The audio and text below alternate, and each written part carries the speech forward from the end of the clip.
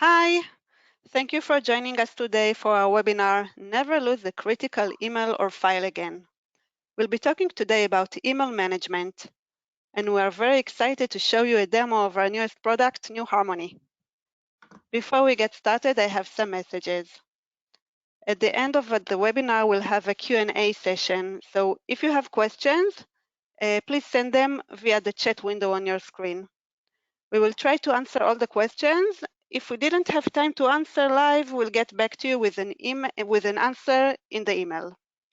As always, we are recording the webinar and we'll email it to you within a couple of days. Now, let's get started. I would like to introduce today's speaker, Ron Johnson. Ron is Harmony's VP of Customer Success, and he's been working with our clients and partners around the world for the last 20 years. Ron has helped build our world-class customer services organization and is going to share with us some insights from working with our customers. Ron, please. Thank you, Maya, and thanks everyone for attending today. It's good to see some familiar names and customers in attendance today.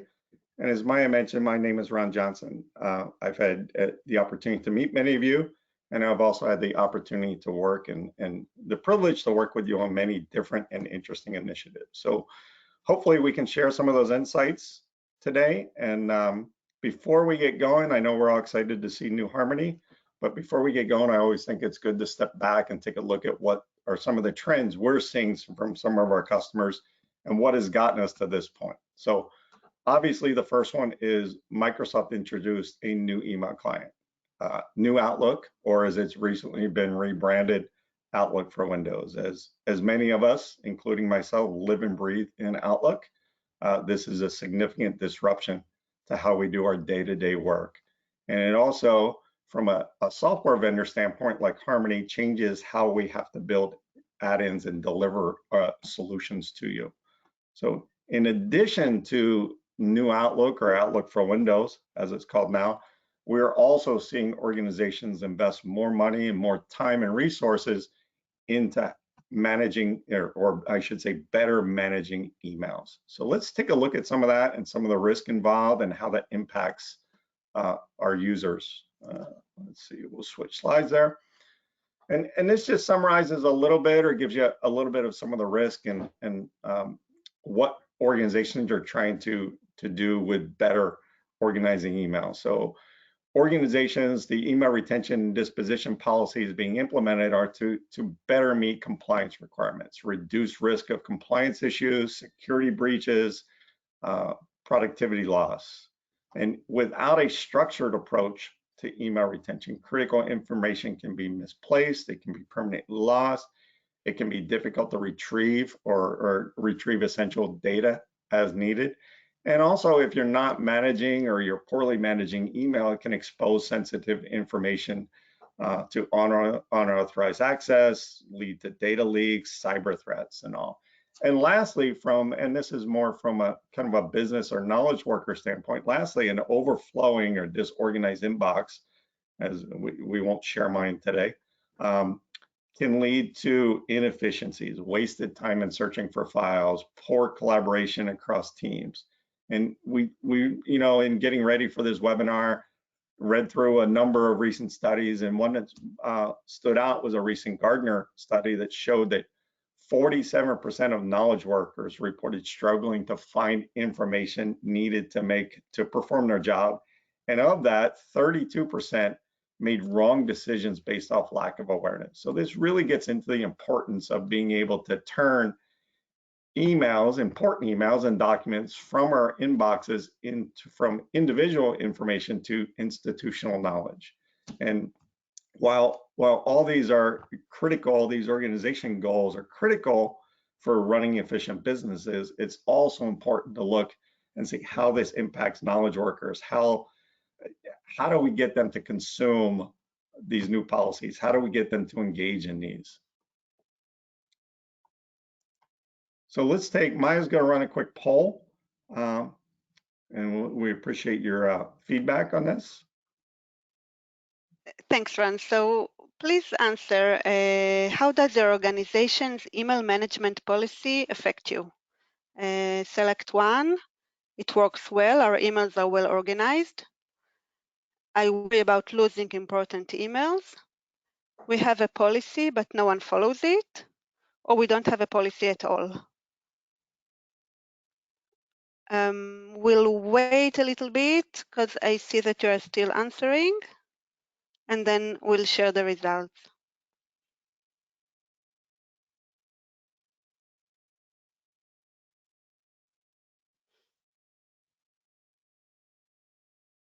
Okay, still voting. Okay, so let's get a look.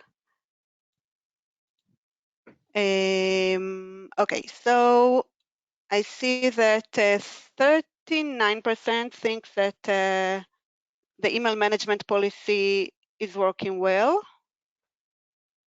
29 are saying that they are worried about losing important emails. 6%, only 6%, that's good, are saying that they have a policy but no one follows it, and 25% say that they don't have a policy at all at their organization. Very interesting. Yeah, so thank you for contributing to and submitting your answers to that poll.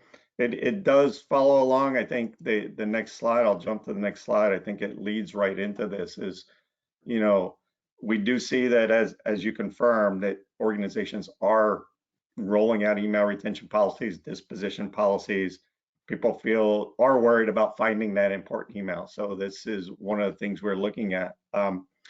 So when we looked at some of the impact on employees, what we're seeing in all this is one is it kind of discourages hoarding. So I don't email hoarding, that is. I don't know about you, but I don't think anybody in this audience is guilty of this. You know, again, I could show you my inbox of that customer folder for the last 20 years with every email I've ever exchanged with folks. So we do that in a tendency that we want to hoard those emails and keep them because just in case we need them. The second part is, as was shown in the poll, we fear losing that important email, not being able to find it.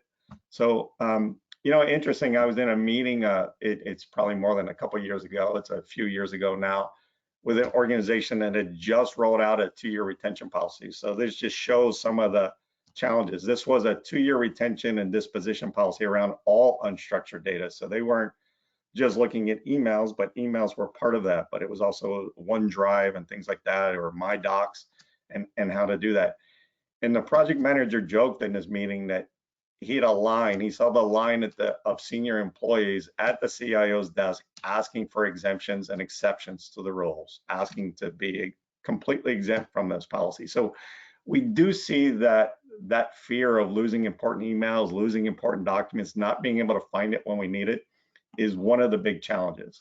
On a positive side, when you start to look at some of what impact these policies have, it does encourage us to get information out of our inboxes to shared repositories like SharePoint and Teams, share that information with coworkers so that the organization can make better decisions, and also manage that content better. So now you can also, and I don't know about you, but anytime somebody says they want to help me clean up, I'm all for it, because it's there's nothing like a disorganized or overwhelming inbox. So having this automation where you know that your inboxes are being cleaned up, archived, disposed of on a regular basis gives us the best practices to go and make sure that we do save emails and documents and get them so that they do become that institutional knowledge and build and help the organization make better decisions. We're almost to that point. I know everybody came on board today or is attending to take a look at New Harmony, but let's take just a quick look at how these organization goals continue to impact and what we need to do to make sure that our clients engage, our business users, our knowledge workers engage. And when you start to look at that, it comes down to you need to reduce the friction of the business users to make it very easy for them to engage. This has been a tagline. I think a customer told us this years ago that we were one of the first companies to actually help IT by making the right thing to do the easy thing to do.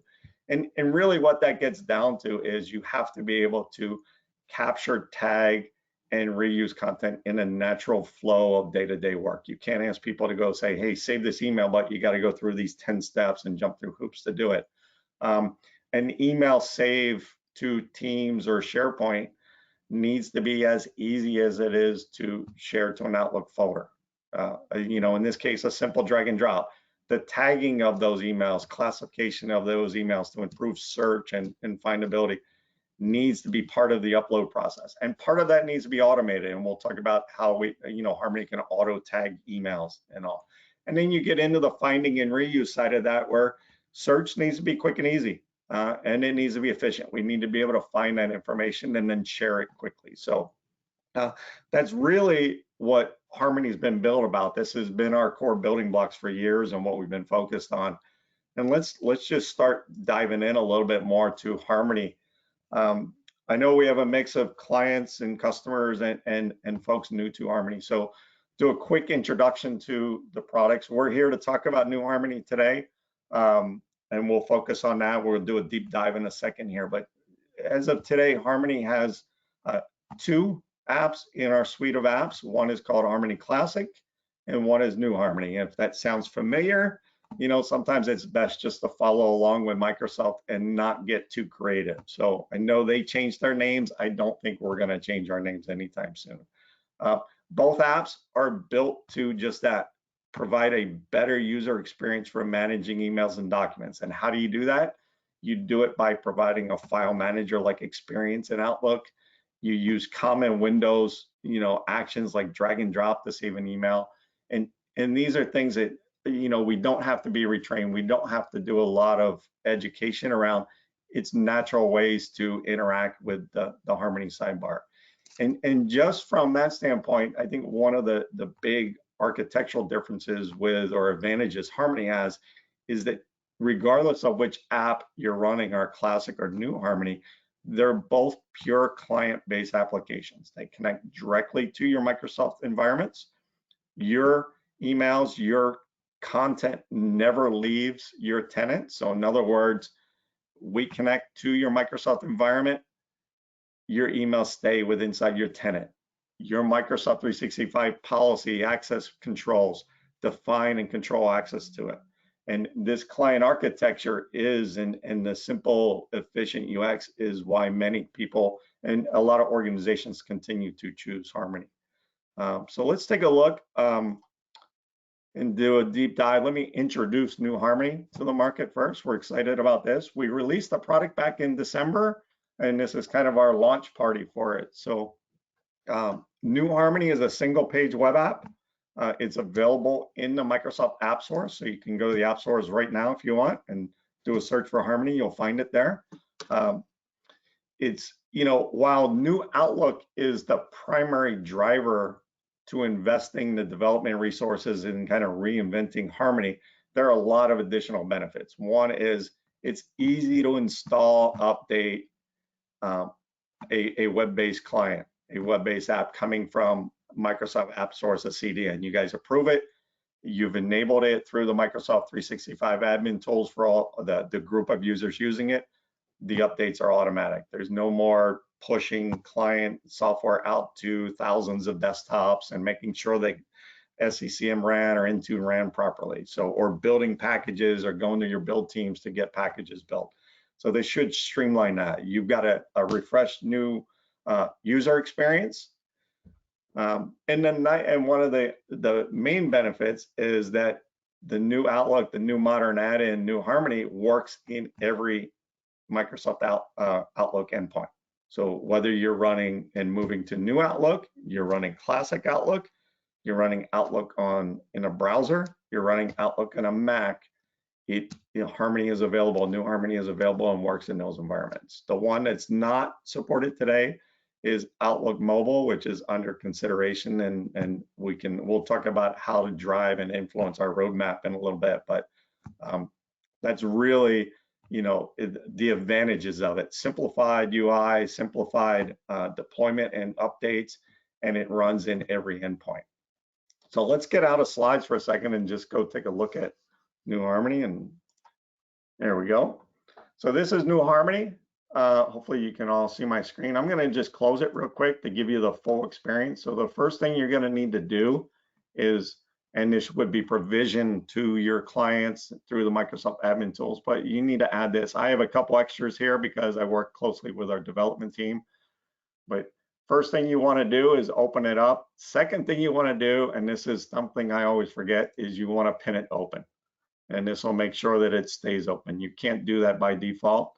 I'm just going to sign in here very quickly. It'll connect, and it's using the authentication, the Microsoft 365 authentication that I already had. So I was already logged in, so it's just going to log me in and connect me to my sites.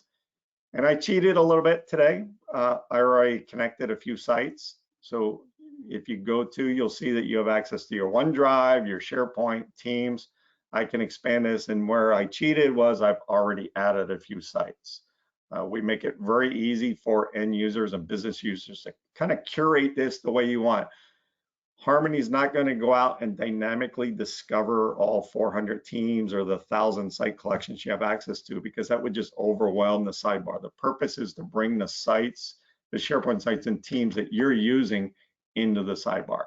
So you do that simply by going to the three dots here and click on manage, and this will bring up the sites that you have access to. You can always just start typing here and it'll narrow it down. And if I wanted to add this exploration site, it's as simple as that. Now that exploration site is available to me. If I want to remove it, maybe it's a short-term project, I worked on it for a month, now I want to remove it. Simple as that. You can do the same with your SharePoint sites. Okay, so you have an interface into your SharePoint sites and you have the managed sites here, and the same thing is I can go out here, pick a site once it enumerates, and now it's added to my sites. So let's go look at, once we have those added, you also up top here have different feeds of shared with me, a recent feed that becomes very helpful. So if you're working on a Word document, you want to add it to an email, send somebody a link. It's a quick, simple, go here, share, create an email with a link, add it. And then you have favorites, and favorites provide a couple functionalities, and I'll show them a little bit more depth, but really you have favorites to all the common locations. In fact, a lot of our clients will set up the SharePoint sites and teams and then work exclusively through favorites. So this could be the 10 legal matters you're working on, the 10 clients you're engaged with. You set those up and you just simply use favorites to get access to them. So let's go back to our Teams interface. I'm going to double click here on the accounts team. This will show you the underlying channels. And if I double click again into the channel, this is going to show the content there. So in a second, and I will show you something here is that one took a little bit longer to load. We do some optimization. So next time you go in, it's very quick. So the first time you might see a little lag in getting the content loaded, but once you're there. Okay. If I want to upload an email, and this is something I know this is going to get convoluted and complex, but in New Outlook, Microsoft, the framework is not supporting drag and drop from your inbox to an add-in yet. We are working closely with Microsoft on this. They keep asking us questions, so we know they're actively working to enhance this, so we expect it anytime now.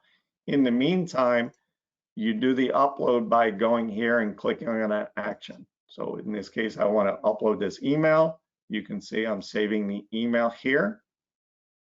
And now in this case, I use my demo environment a lot, so I'm going to add it as a new version to that. So now I have that email uploaded. If I want, I can click on the dots here. I can rename, I can delete it, I can edit the details on it. And edit details, let's just pop that open real quick. This is a way that if you have additional metadata, Harmony's going to, and I'll talk about this in a second, in that email upload, we automatically captured email header information, to, from, subject, date, received. But if you have additional information, account name, client, policy number, you can add those through the edit details window. Okay. You also now have an action to open this in the browser. So one of the key advantages of Harmony is providing what we call a real email experience, and that is open the email so that you see the attachments, you can forward reply. We're working to get this streamlined. In the meantime, you have to click that this is a trusted site, and then it will open for you. It takes a second sometimes, but now it's open and it's a real email. I can reply, forward, and work on this email, as you can see. Okay, this is much better. I can see if I had opened one with an attachment, you would actually see the attachments in here. Much better than if I simply double click on this. It's going to open in the browser, which has a very limited kind of view to it. Okay, so we're all familiar with seeing this from SharePoint and the Teams interface when you open an email. Okay, so the real email experience is something we're working on. It will most likely become the default action here soon, but we want to work out some kinks and make sure that it's working well in our client environments. Okay, if you upload an email, let's pick an email with an attachment, and I'm going to do it a slightly different way. So you see that you can go out here and you have quick actions. So this one has an attachment. I'm going to just click here, and you'll notice it starts to upload. You now get the option to select whether you want to upload just the email or the attachments along with that. And then you'll be able to edit details on both. And in this case, it's technically a bulk upload because you're creating an email file and the attachment. And you can just click both to replace both, and it'll upload both there. Okay. So as I mentioned, let me let this finish here. As I mentioned, when we upload emails, we do extract email header information and automatically tag those for you. The way that's visible to an end user is you go up here to views, and you can switch to an email view. And now you can see it's filtered on not only folders, but you can filter on email view. You can see which ones have attachments, the name or subject of it. If you use the slider here, from to date received, all the important email header information. So you can organize emails and get a view that looks very much like an Outlook, like a mini inbox to it. Okay. I'm going to go over and use favorites now, and let's take a look at. We could do the same in SharePoint. I don't want to be too redundant in the demo today, but let's take a look at favorites. Favorites, as I mentioned, give you two things. One is quick navigation to a location. So all those locations you're using all the time, it's great to favorite those. But you can also have the quick actions here. So again, let's just do this email. If I want to upload it to the bids channel, I just simply click on that, and it's as simple as that. It's uploaded to that environment or to that location. Okay, so as we mentioned in the intro, the real way to break down the barriers for end users is make it easy to capture, classify, tag, and reuse. So we kind of covered the capture and classify. Let's take a look at a little bit of the reuse. So I'm going to go into this same library again, or in this case, it's a channel. So search is built right up here. So I can go up here and simply type in here. I'm going to type the word accident. And this is going to do a search across this library folder. In this case, it's a channel. And if I want it, it becomes very simple. I want to create, I found it, I want to share this. Maybe I want to share it out to Teams. So I just click on share to Teams. Maybe a colleague asked me a question about it. It becomes very easy to go out here and say, yes, I want to share it to that team, put a little message there, click share. And now I've posted something to Teams with that data. It's a simple way to take an email conversation, a question you got from a client, customer, a coworker that needs collaboration. So you can move it over to Teams, and it becomes very easy to collaborate on. And if we take a quick look, see if Teams will load for me quickly here, you'll see that this is the message kind of format that you would say that I shared that, and now that's available to them. They have a link to it. You can start a whole conversation. So it's a great way to move a conversation. You can also share that directly and just say, hey, I want to create an email. And it's going to open an email message with a link to that. You can also do an attachment if you're in compose mode. So if you're building if you're composing an email, you can then attach it as an attachment instead of a link. Okay, so that's one way to search. The other side of search here is, we go into the sidebar and use it more of a non-contextual manner, and that is I want to go up here at the top. I want to do a search, and I want to say, and I did that quick. Let me do that again for you. I clicked on the filters here. You can filter on any app you want. So maybe you know it's out on Teams. I'm going to search for an email. So I know an email, and I want to type the word Riverside here, and that's going to go out and do a search and find content again. And again, I can show all the results. I have quick actions here where I can jump to the location, I can favorite it, I can share it again. So really that's the idea, is to make that, as we were talking, you got to make search and the ability to find content extremely easy. So in addition to the search, there are additional filters down here added to the search. And I'm going to do one special here. I just created a new team and channel here. So let's just do a search, and I called it roadmap. So I'm going to do a search for a roadmap, and I'm going to go to this channel. And this just gives you an idea of some of the automation that Harmony is bringing along with you. And this is available in both the classic Harmony and new Harmony. So this, obviously, this is a new channel. Channels and teams get stood up, torn down. This is the beauty of Teams this day. It reduces the admin burden of creating site collections and all that for our business users. So if you're on the IT side, Teams really reduced kind of that friction with IT of having to always stand up the site collections. Well, the other part of that is you have to email enable them. So you have to make sure that the content type and the columns and the views are there available.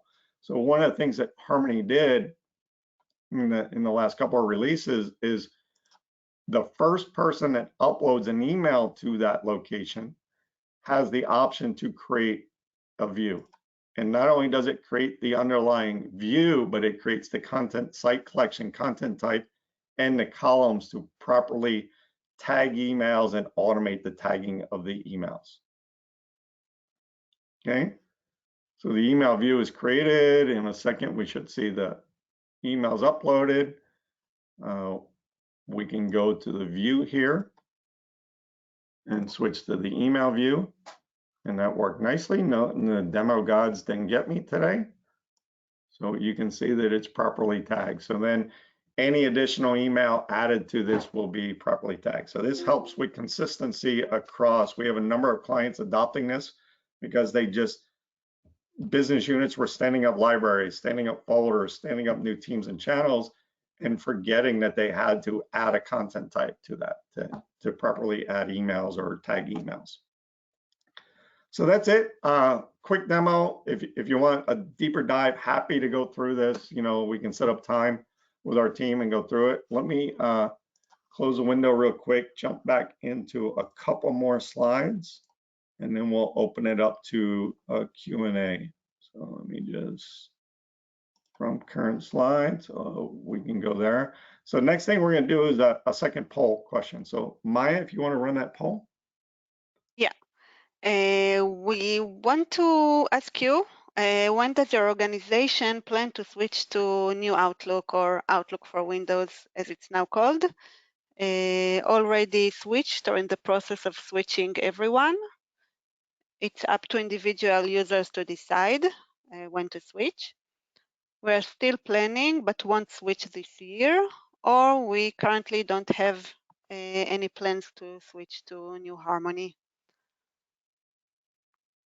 We'll wait a minute or two until you finish voting, and then we'll share the results.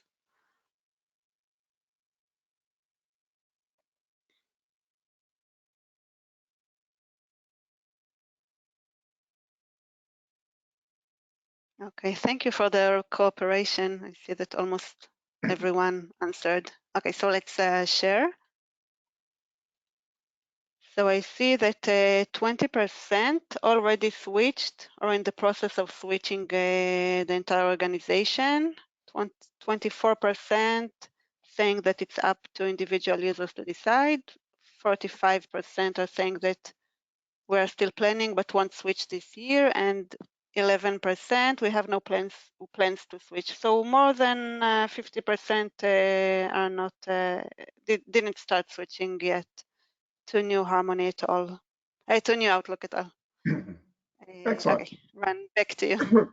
Yeah, excellent. So let me go and talk about where we're at and where we're headed. So I think with that poll data that shows, Microsoft has kind of given Classic Outlook, or Outlook for Windows Classic, however it's called today, kind of a runway until 2029. So we have plenty of time to work on switching, and I think the good news is Harmony is ready. We've invested over a couple of years now, multiple man years on top of that development, and have an app on the market that we released in December. So new Harmony was released in December. We've done one update since then, but our feeling is we're confident that the email management IM features, email document management features, are there today that meet majority of our clients' requirements. We have 2 releases planned for this year, the second half. One is scheduled for May, and really this is a foundation for seamless switching between Classic Outlook and New Harmony. And what that means is when you fire up New Harmony, install it, and roll it out to your clients, all their sites, favorites will automatically appear in New Harmony. So we'll be sharing that repository between the two so that you can see that. We're also working based off feedback from some of the early adopters of New Harmony, some information. So completing some of the information management features, things like doc sets, custom content types will be added in this release. And then one thing I talked a little bit about some of the limitations in New Outlook. So drag and drop from an inbox to New Harmony works very well inside of Classic Outlook. It works very well on Mac, Outlook on Mac. So the drag and drops there. One of the things that, as I mentioned, in New Outlook, that drag and drop's not supported. So one of the things that we're looking to do, and let's see, I took a screenshot of this, see if I can get it to show. I don't know how well this will show, but this is Harmony in a New Harmony inside of New Outlook popped out to a browser window. So basically, we're going to give you the ability to expand New Harmony and pop it out of Outlook into a browser-based window. And this gives 2 benefits. One is it'll give you more real estate. So you can, one of the other limitations in New Outlook is you can't expand the add-ins. So this will give you the ability to expand it. So if you have email views, you have custom views with lots of columns showing, it'll give you more ability to sort, filter, and all that. The other thing is as a browser window, you can drag and drop to it. So it becomes a drop target that you can now drop from your inbox. You can drop emails to it, and you can drop from File Explorer into that. So a couple great kind of enhancements, or kind of, I wouldn't call them workarounds, because I think they add a lot of value besides just working around some of the limitations. And then when Microsoft releases the new framework or updates to it that have drag and drop, we'll continue and support that in New Outlook. Beyond that, we have a release plan for August. One of the key features going into the August release, and we're doing prototypes of this right now to make sure we can deliver all of it, is Save on Send. Save on Send is a key workflow for many of our clients that use Harmony for managing legal matters, managing client engagements. A lot of these workflows and all are highly regulated, or these organizations are regulated, or there's compliance that once you start or you give tax advice to a client, you have to almost audit trail that conversation. So Save on Send is a quick, efficient way to be able to save when you're sending an email, or save and file that emails in those conversations on that. We'll continue to expand the view and support for views, adding sortability, group by views. And this is one of the things, I'll just point this out. I'll point this out a little bit more in the next slide too, but don't wait to switch. I think we're ready now. The May release is a great one for customers to target, but I would start now. And if there's any kind of feature missing or things like that, this is the time to help us drive this roadmap and drive New Harmony to completion. With that, let's not forget about Classic Outlook and Classic Harmony. Harmony Classic we're continuing to invest in this. As I mentioned, the runway is 2029 per Microsoft. We have no intentions of changing that roadmap or impacting that. That'll be up to you guys, to our customer base and clients. We rolled out 10.6 in January, 10.6 really gave us the foundation for a couple things. One is integration with New Outlook or New Harmony. Sorry about that. I knew I was going to do that a bunch of times today, but this is the foundation. If you want the seamless switching between the two apps for your end users, your business users, you need to get to 10.6. And the reason is the location we persist sites and favorites has moved from some esoteric place in SharePoint to OneDrive location. So that makes it accessible to both New Harmony and Classic Harmony. In addition to that, we did a lot of work over the last year with improving and aligning authentication with Microsoft 365 authentication. So this was done on best practices and advice from Microsoft. In other words, we went from cookie-based to token-based to modernize that. And we also started, or we switched over and updated and modernized the app to use all Office 365 REST APIs. So basically, this has become a very foundational release for us. So it gets you to all the modern authentication, REST APIs.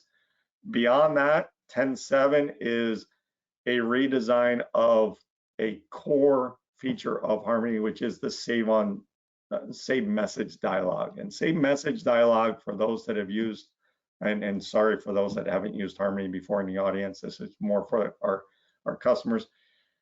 If you right click on an email, you get a context menu that allows you to kick off a save message dialog. So these are all the ways to do uploads of emails and attachments without drag and drop. So you can do it from a ribbon controller. You can get to your recent and do a quick single click save of emails. All that is driven from, including the save on send dialog that I talked about that we're adding to New Harmony.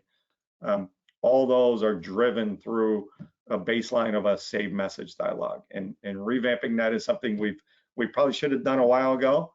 It's coming, and it's a big investment, and we look forward to rolling that out and improving kind of some of the single save messages and making it even more efficient. Again, this is a little more for the customers in the audience today. Apologize but I think there's valuable information on here for anybody that's new looking at Harmony. So if you're looking to switch, obviously the main driver is, as the poll said, 20% of you already have switched over to New Outlook. You have no choice but to run New Harmony. So that's one. If you have Mac users, you have users that want to run Harmony on Outlook for Mac, the web app and the modern app is the only option there. If you have Outlook, people using Outlook in a browser, this is a great solution. If you're on the IT side of things and you want to simplify the administration of Harmony, no more asking your build team to put a new package together and schedule a job 3 months out to roll out Harmony. It's a matter of updating the web app and authorizing that. And to keep in mind, they can coexist. So New Harmony and Classic Harmony can coexist, meaning a single user could be running both. You know, they got Classic Outlook for some workflows they're using, and they're using Outlook Online or using Outlook on Mac on another device.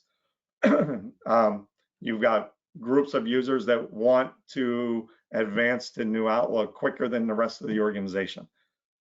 They can coexist. So you can have both in your organization. And from a licensing standpoint, it's one user. So you're entitled to both applications. And the other thing is I've recommended to many of our clients, book a consultation meeting with us. We'll walk through and go through the gap analysis with you, look at what features are there, what kind of workflow changes, things that you would have to kind of prep your Harmony user community for. And with that, as I'm starting to lose my voice anyway, let's switch it over to a Q&A and answer some of the questions. Thank you, Ron. I just want to mention that I shared the link in the chat now to book a consultation meeting with us, so feel free to use it. We had a lot of questions, so I will say in advance that we will not have time to answer all of them.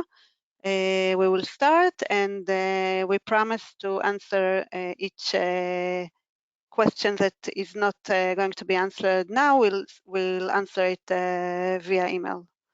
So Maya, Okay. Maya, before you Yeah. start with questions, there's one question I think is important too that I kind of skipped in the demo that I just looked at and saw. And let me just show this real quick. I think this is important for users. So one of the things that we added in the most recent release of New Harmony is the concept of provisioning.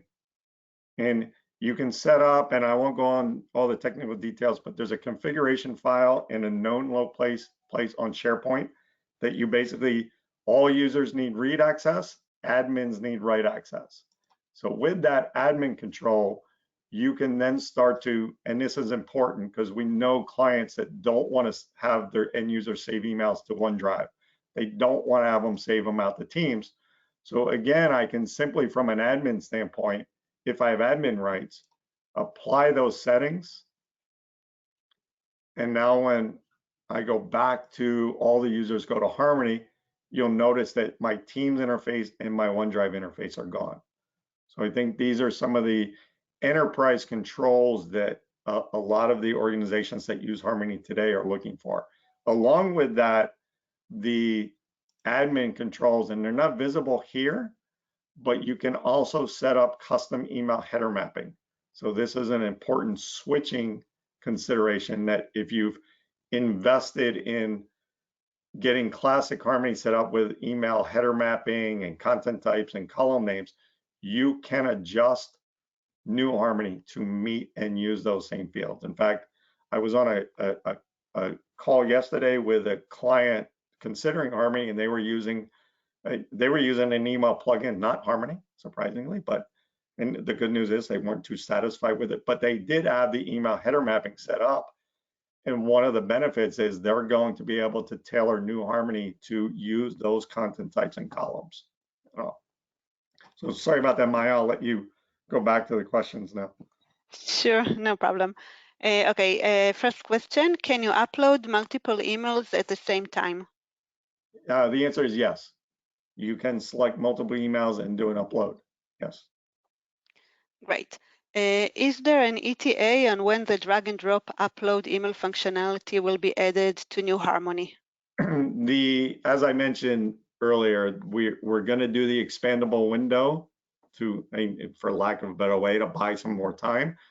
I was talking to one of our developers this morning, and they are actively in conversations with Microsoft, giving them, and so that Microsoft understands how ISVs work with the drag and drop functionality, what we need, how important it is to our clients. So we know they're actively working on it, but we don't have an ETA or a confirmation from them yet on a timeline. Thanks. Another question. Hi, amazing functionality, but we don't want that the users are able to save the emails in the OneDrive or Teams, only in our SharePoint sites. Can we configure that? Yes, and that's what I just showed. So that's the admin controls and enterprise admin controls to be able to disable OneDrive and Teams interfaces. Thanks. If a user uses Harmony Classic and New Harmony on different devices, does it still consider only one Harmony license is consumed? Yes, it is considered one Harmony license consumed, yes. We license, just to go into that, we just give you a little more detail, we license per user, not per device or app. So it's counts as one user. Thanks. Will the classic Harmony SharePoint version still be supported until 2029? Great question. That's up to our customer base a bit. We don't have any end date in plan. So there's no plans in our roadmap to end it. So it'll be up to our customer base and how they drive and how quickly, as the poll question said, there's, I think 45 or more, 56% that are still deciding what to do and when to move. So it's going to be dictated a lot by, those plans. Thanks. Is customization for branding possible too? Not currently in New Harmony. So that's something we would have to talk to you about and see. As you saw in the new Harmony window, let's see if I can bring that up real quick. Unlike the classic Harmony, there's not a lot of branding except up top here. So it may be possible, but we'd have to work with you on that. Thanks. And one last question for today. For the share email action shown, does that create a sharing link for that email file in SharePoint or create unique permissions of that email file? It creates a sharing link as defined by the library and the settings. So it's the same sharing experience you would get if you were to share from inside of the SharePoint web UI. Thank you, Ron. It was a great presentation, and I want to thank all of you for joining us today. We invite you to try New Harmony for yourself or book a demo with us, as we mentioned. I'm sharing now links to downloading New Harmony from the app source, or you can just search for New Harmony or Harmony and you'll find it. Download. Okay, so it's now shared. Everything we mentioned and all the links can also be found on our website, which is harmon.ie. Sorry, Ron? Nope, I was just going to say thank you, Maya, for organizing this, and thank you everybody for attending. Yeah, and we look forward to meeting you again at our next webinar. Bye-bye.